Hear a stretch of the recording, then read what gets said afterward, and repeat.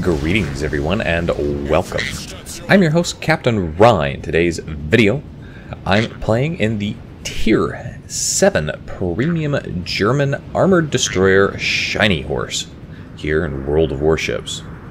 As the battle gets underway, it's neighbors, it's domination mode, and I have spawned closest to the B cap point. Now, because I am a top tier battleship, and there is only one destroyer for me to have to worry about in this battle, I've actually decided that I'm going to go ahead and I'm going to risk it. I'm going to push up towards the B cap point and turn and support or push at the A cap point as well. Normally, in this kind of battle situation, I would be somewhat cautious and head more than likely towards the C cap point, where there are a bunch of islands to hide behind,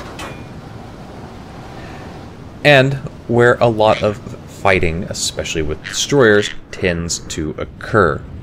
Now, the reason I've opted to stay out in open water is because it's the Shiny Horse. The armor on this ship is particularly good, and if you have an opportunity to ever pick up this ship, I can't recommend it enough. It might not be the best ship in the world, it might not have the best guns, the best secondaries, or the like, but it is entirely too fun of a ship to play. The friendly destroyer pushes into the B cap point, starts capturing, but as you can see, the destroyer has popped a smokescreen. This destroyer is doing something that is incredibly risky, because of course, smokescreens are torpedo magnets. If you are in a destroyer, and you push into a cap location, or are pushing to any location, don't pop your smoke screen until you're spotted. If you are not spotted, keep that smoke screen tight. And the reason for that is because the moment you pop a smoke screen, spotted or not, the enemy is going to know exactly where you are at. Speaking of spotted, new ribbon, post-patch 5.7 there, has popped up, and that's the spotting ribbon, to show you just how many ships you personally have detected in the battle.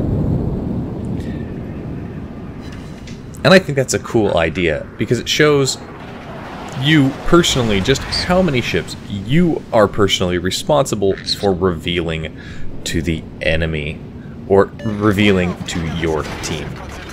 Enemy Degrassi here is in the A cap point, and he's given me broadside. Now, I've already hit him at least once and caused a base reset on him, and now I'm just going to go at it with him. The problem is, I've found myself a little overextended here, and I've got a lot of different battleships shooting at me, as we can see. Fortunately, they're having a difficult time landing shots, but the Degrassi is not.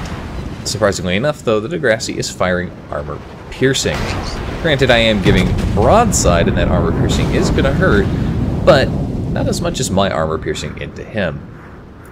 The Degrassi is pushing up towards me, and he's a little bit outside of my torpedo range there at about 8.2 kilometers. Torpedo range on the Scharnhorst is 6, and of course, right after I fire my torpedoes, the Degrassi turns, and he's going to head back behind that island. This is good for me and for him because it means that neither of us can shoot at each other. Enemy team loses their first ship, and that's going to be the enemy destroyer. This is good for me because it means now I have free reign without having to worry about it.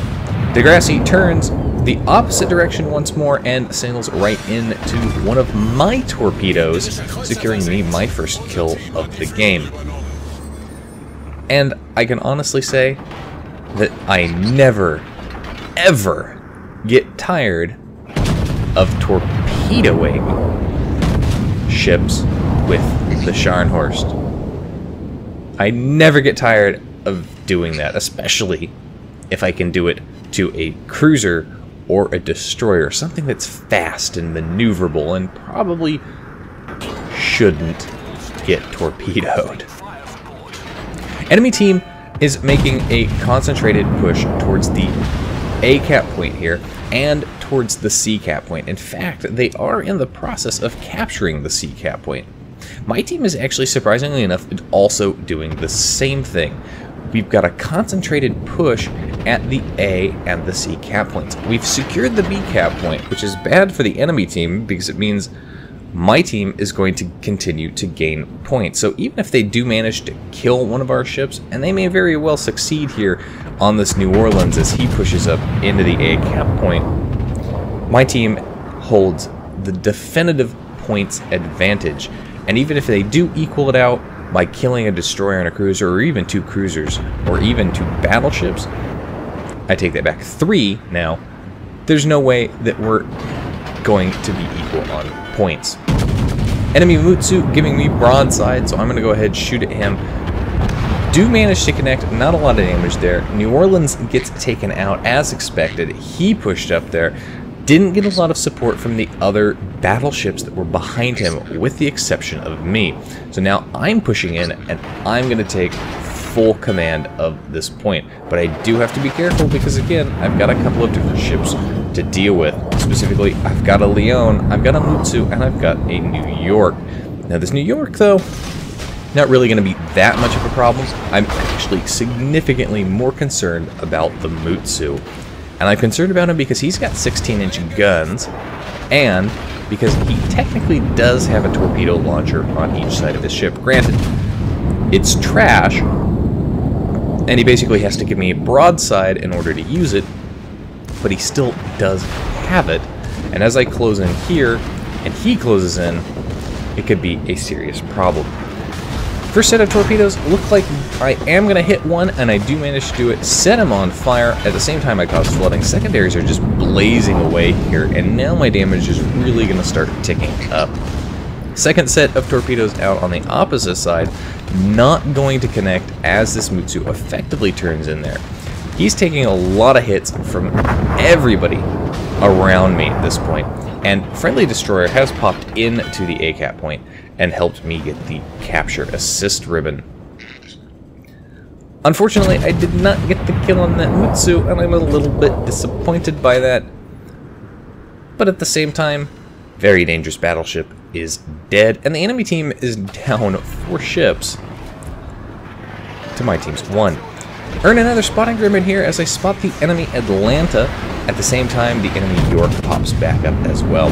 Now you'll notice that I saw the shots coming in there, so I launched my catapult fighter to reveal both of them. And now I'm getting my ship turned around. Yeah, I'm risking a beaching here, but it's mostly just so I can narrow that profile and push forward and let my secondaries deal with one of these ships while I try and shoot at the other one. Hit that York, cause a lot of damage. Secondaries blazing away here. With any luck, I'll be able to set him on fire. I do manage to set a fire, but remember, it's a cruiser. He's got damage control. He's not going to let that fire burn here. Unfortunately for that cruiser, that's not going to be very good for him because I have secondaries still blazing away. Shots go out there, connect with him, penetrate, don't cause any damage, and then somebody else hits him, brings him down to dangerously low health, and my secondaries finish him off for a close quarters expert. That's the other thing I love getting in this ship is close quarters expert. Enemy New York out there at a distance of less than 10 kilometers. He gives me broadside. I fire off shots of 5 penetrations, 10,000 damage done. Man, I really, really wish I could get more shots like these in games in my Scharnhorst. Now, this New York, very, very low health, contemplate firing off my shots, wait a split second too long, fire off my shots, and the New York gets taken out anyway. And that's disappointing because I could have used these shots to deal with this Atlanta. The enemy team at this point has only managed to secure 3 kills, and they've basically never managed to capture, so they've lost all of the points. They've hit 0 points, and I'm not able to take my revenge on the Atlanta. 99,000 damage in that game, 2 torpedo hits, 2 ship kills, close quarters expert, and a dreadnought. Surprisingly enough, did manage to survive that battle. That Atlanta just couldn't quite burn me down. Top of the team for XP earned, 1,700 base XP, 500 points above the next nearest guy on the team, who was actually, incidentally, also in Atlanta. And nobody on the enemy team even managed to crack 1,000. Anyway, that's it for today's video, folks. If you liked the video, hit that like button, hit the subscribe button, leave a comment down below. If you'd like to get some of your regular channel news and updates, you can do so by liking and following me on Facebook. If you'd like to help support me in the channel, you can do so by becoming my supporter on Patreon.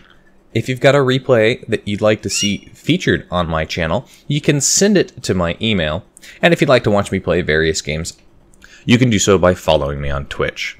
You can find the links for all of those in the video description down below. And as always, I'll see you next time. This is Captain Rye, signing off.